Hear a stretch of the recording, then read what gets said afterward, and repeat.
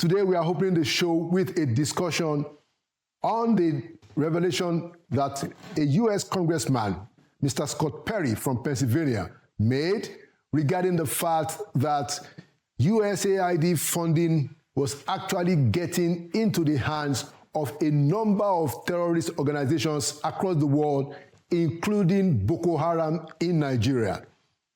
To discuss this with me, I have a very prominent Nigerian who was the president of the Christian Association of Nigeria and also the former president of the Nigerian Baptist Convention. I'd like to welcome back to Inside Sources, Reverend Shupo Ayokunle. Your Eminence, you are welcome back to Inside Sources. Thank you very much, the moderator, Dr. Akande. Thank you, sir. So I'm sure that you have had the viral video of U.S. Congressman Scott Perry, a Republican from Pennsylvania, who has alleged that based on what he knows as a U.S. congressman, a lot of the funding from the USAID actually went into the hands of Boko Haram terrorists. I'm sure that you will recollect very well the struggle that a lot of Nigerians, Nigerian leaders, Nigerian governments, Christian leaders such as yourself had when the issue of Boko Haram was at its peak. So I wanted to ask you, what is your initial reaction to this disclosure that was made on the floor of the U.S. Congress by Scott Perry? Your Eminence. Thank you, moderator, for this opportunity. And good evening or good day, good morning to Nigerians. Whatever is the day where you are listening to me, that's why I said good morning, good evening, good morning, whatever. There is a Yoruba that says, if gospel starts the journey for the past 20 years, when truth begins its own today, that same day will catch up with gospel. This is what we are witnessing today. You will recollect that when we raised the alarm that external forces were involved in the equipping of the terrorist organizations in Nigeria, some people turned us to the enemies and were calling us different kinds of names. We even reported that people said that helicopters were dropping ammunition in some states in the north. And the people raised alarm. Our people at the region raised alarm to the national office. And we cried out. Well, we were like fools, raising unnecessary alarm. And because of the religious connection of Boko Haram, religion was also playing its part, as if we were just playing religious card, which was not so. The cry that we also cried was that the Boko Haram to be labeled, designated as a terrorist organization because of the level of destruction of properties and human beings that they were causing in the nation by that time. The retrogression they were bringing into the nation. We also believed that they were a terrorist organization being internationally sponsored because of the level of their organization. Even almost beating the regular security forces to it. Bombing here and there, you recollect the bombing of the United Nations office in Abuja. And it was as if our security agencies were not trained to match with them. We were crying about that time for more intelligence gathering, that we can nip them in the bud if there is a robust intelligence gathering.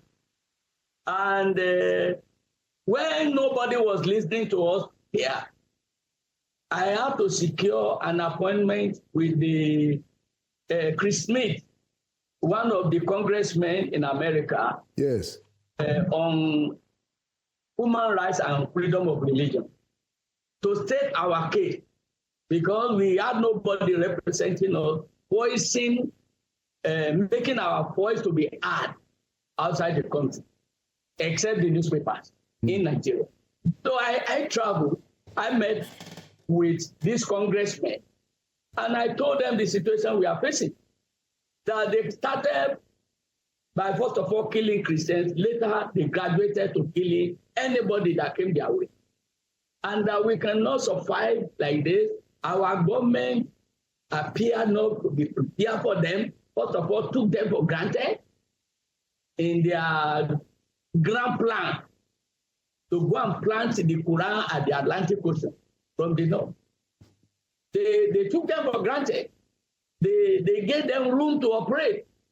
And we were suspecting what is happening, especially when we alleged and we cried out that our people in the regions cried out that they saw helicopters, I think especially in Niger State, dropping ammunition in the bush. That nobody investigated, nobody took us seriously. And now, see how it's coming out. USAID is now being alleged to be behind the sponsorship of Boko Haram in Nigeria. So they have been having millions of dollars to operate with. And they were, because of the international backing, the ammunitions were getting to them very easily. But my consternation is this. All the security agencies, the customs, the immigration, how can they be easily beaten without apprehending all this monumental danger coming upon our nation?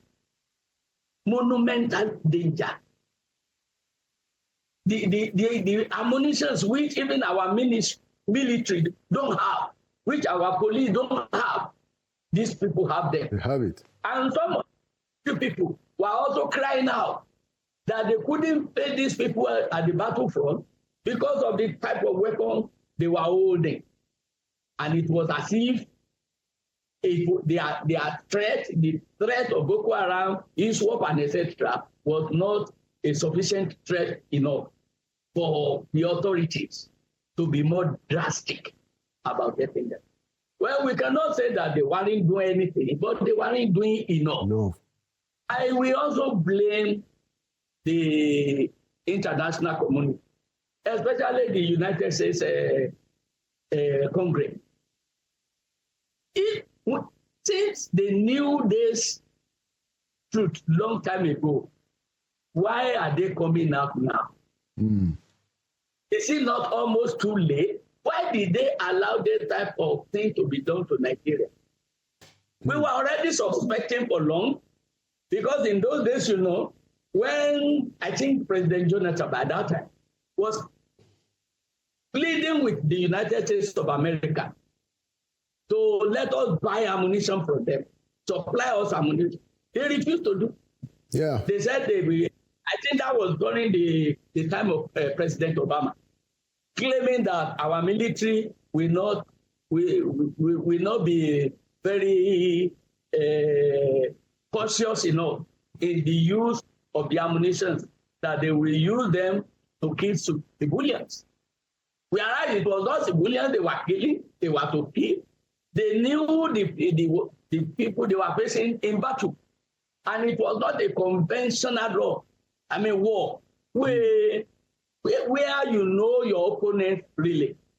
But with their training, they can monitor movements and ambush these people, get them where they are. Even if you want to accuse them that they will not use the ammunition very well, have you tested that before? Have you tested that before? Exactly. And if they will not, Why can't you bring your own personnel to train them? Exactly. On how to yeah. So, Your Eminence, just so we dimension it, I wanted to permit me to interject there, because there are those who even say that, oh, okay, look, maybe what Scott Perry was saying, maybe we shouldn't believe it. And I wanted to put in this perspective, and then you respond. Now, the reason why, some of us cannot ignore what Scott Perry said, just like you've also said, is that he's a congressman, he's a U.S. congressman. But, I also have a personal experience. You recollect, Your Eminence, that Christian leaders at a point wanted to have Boko Haram to be designated as a foreign terrorist organization, particularly around 2012.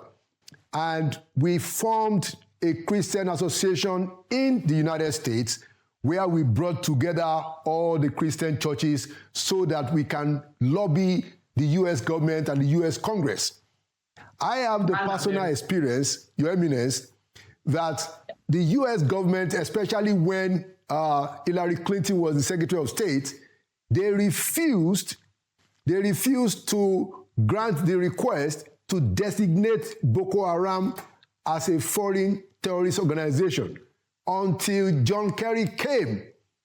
And then it was apparent to us that the reason they did that, and this is the point, Your Eminence, the reason they didn't want to designate Boko Haram as FTI is because the moment they do that, they must not trace American government money going to them.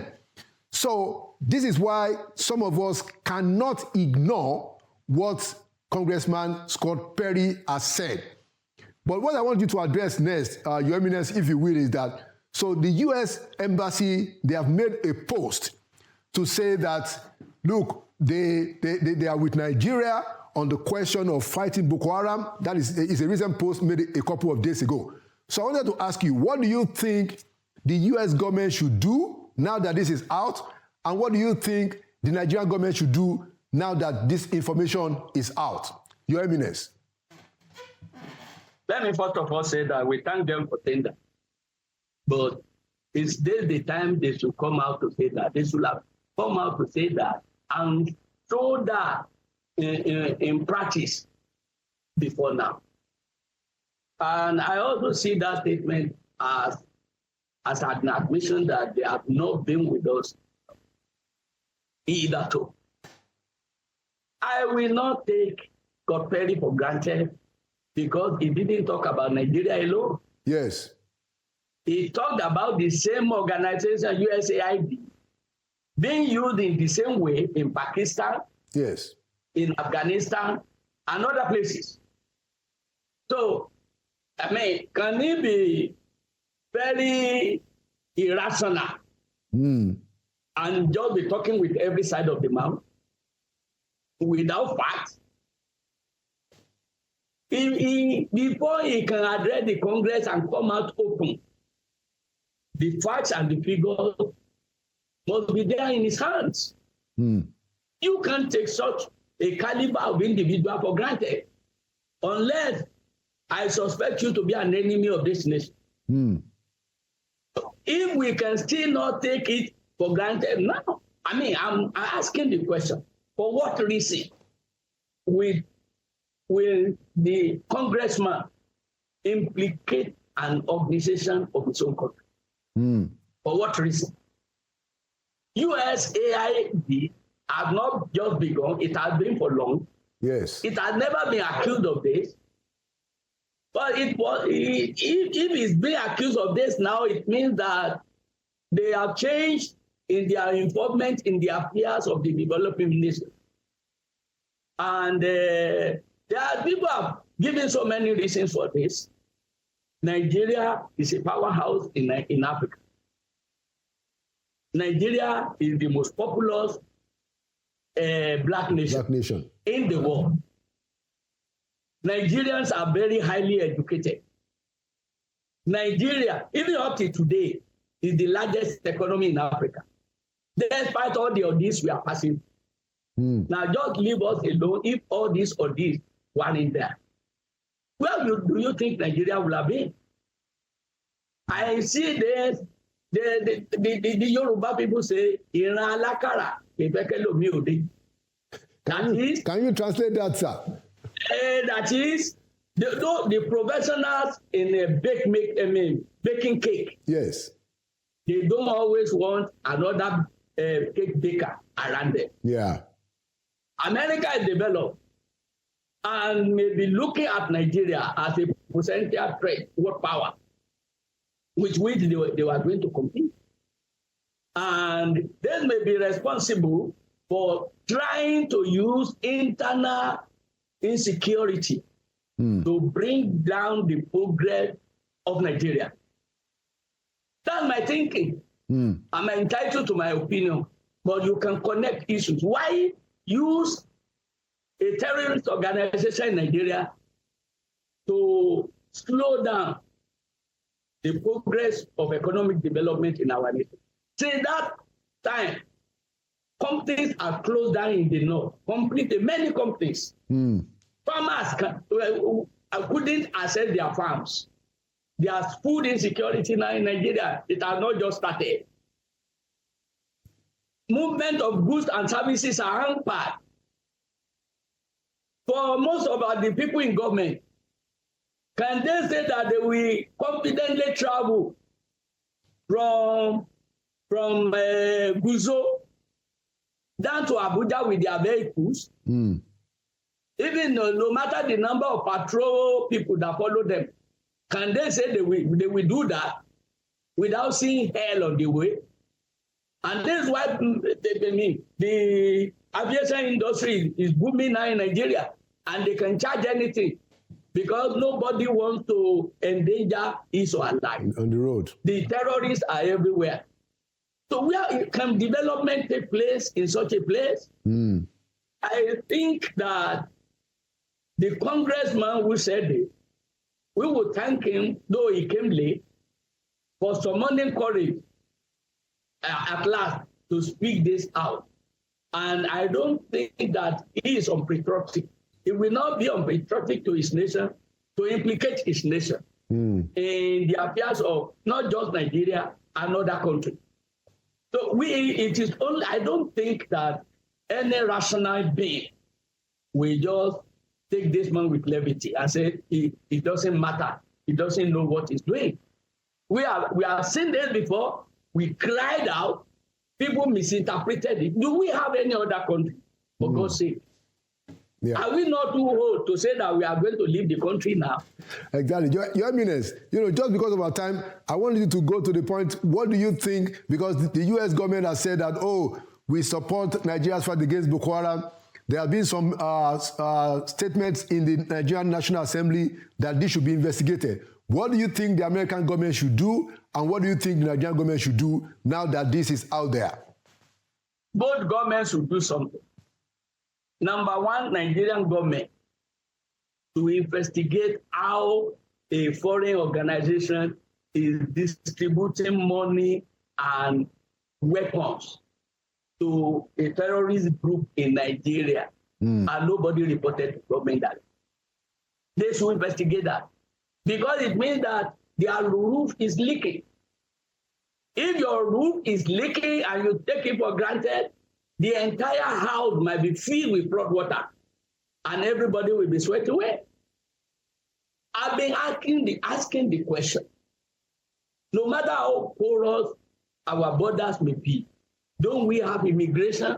Don't we have the custom? Why are these people succeeding like this? At a time, one of our presidents also said that the violent people, they are violent as men, brandishing weapons.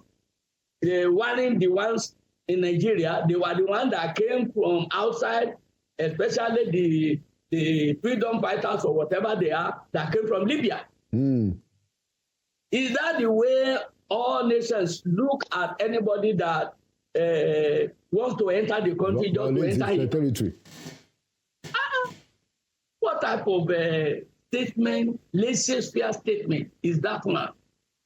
It bothers me if at the end of affairs, the people that are supposed to take responsibility will be exposing themselves like that, as if it doesn't matter. Who do we look up to for protection? And as you know, our military, they are capable. Our security agencies, they are capable. Yeah. But when there is no sincerity, even amidst them also, I suspect that insincere people are there. Because there is no way by which these terrorists will be receiving these things, that those who are fighting them will not know at all. Why has nobody reported this before this congressman? However, it's not too late. Yeah. This war must be brought to an end. And every source of funding beyond that of USAID must be investigated and blocked. Henceforth, enough is enough. Exactly. Thank you so much for your contribution and the insight of your contribution. And thank you for being a voice out there that is saying these things the way they should be said. And thank you for coming to Inside Sources, Reverend Ayokule. Thank you so much. Thank you, moderator. God bless you. Thank you for what you are doing. God bless Nigeria and make it great again in Jesus' name. Amen. God bless Nigeria. Thank you so much.